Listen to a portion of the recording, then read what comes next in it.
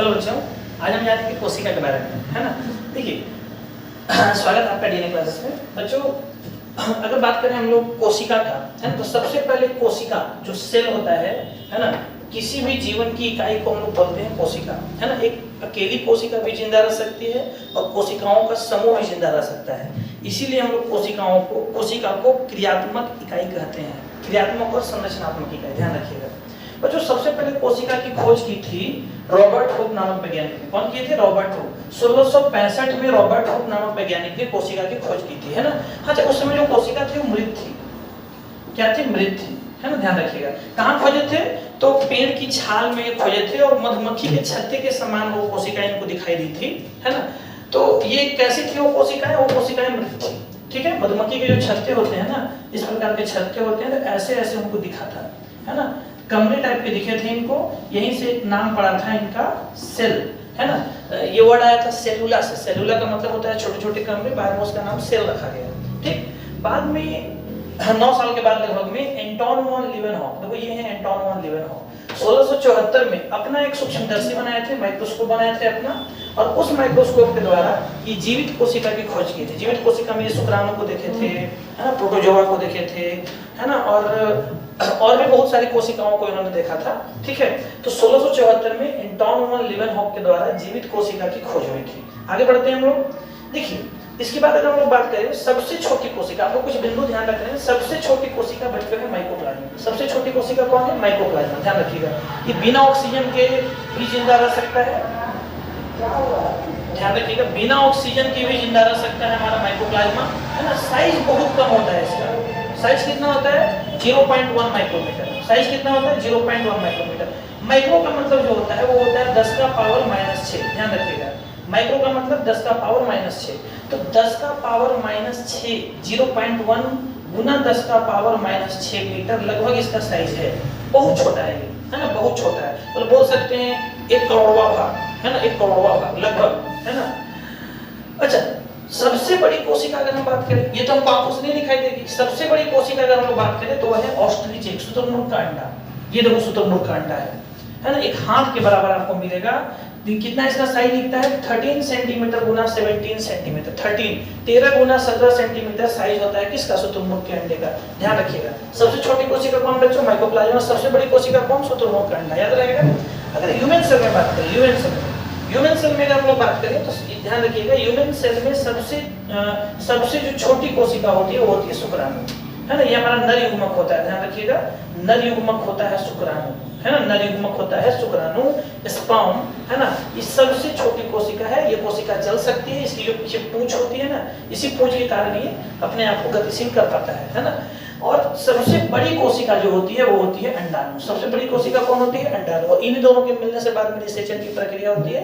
अंडाणु को हम लोग ओवम कहते हैं, है ना, ध्यान रखिएगा। इसको हम लोग कहते हैं मादा युग्मक। क्या कहते हैं? मादा युग्मक, ठीक है।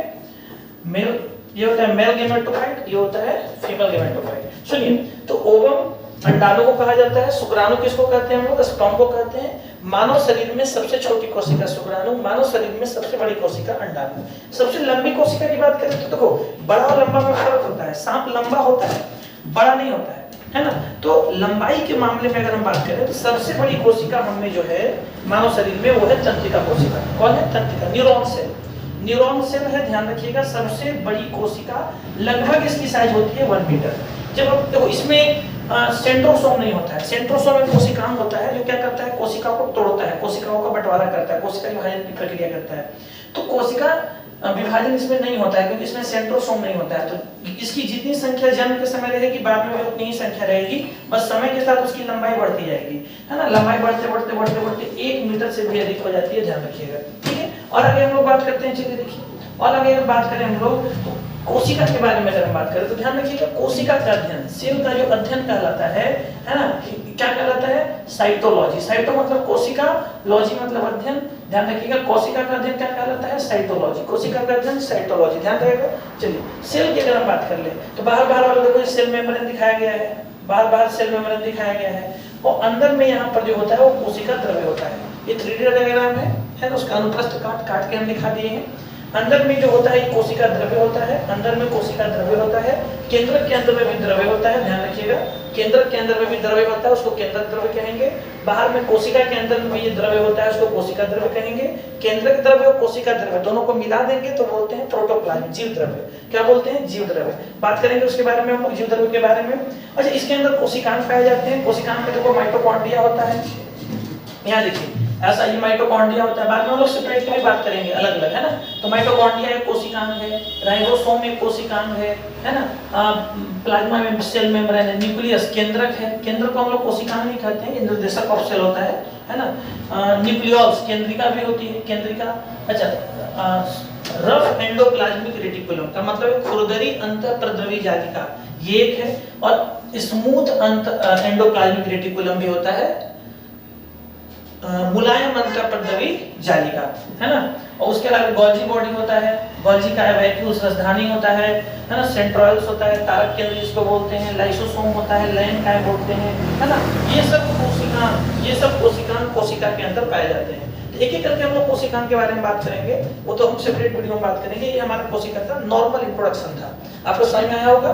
तो कोशिका का देखिएगा अनुप्रस्थ काट है, बीच में केंद्रक दिखाया गया है, और ये जो है ना अंतःप्रद्रवी जालिका, ये घेरे रहता है चारों तरफ से, है ना। ये देखो ये स्मूथ एंडोप्लाज्मिक रेटिकुलम है, बार-बार से देखो पीला वाला, और ये वाला जो है वो रफ एंडोप्लाज्मिक रेटिकुलम है। कौन है? रफ एंडोप्लाज्मिक रेटिकुलम, यहाँ पर जो है ना, आप देख सकते हैं। ठीक है, ये बात आपको समझ में आ रहा होगा। ठीक, तो ये जो है हमारा कोशिका का जनरल फिगर है। तो हम बात करेंगे अलग से कोशिका के अलग अलग कोशिकांगों के बारे में बाद में बात करेंगे। ठीक है, चलिए थैंक यू।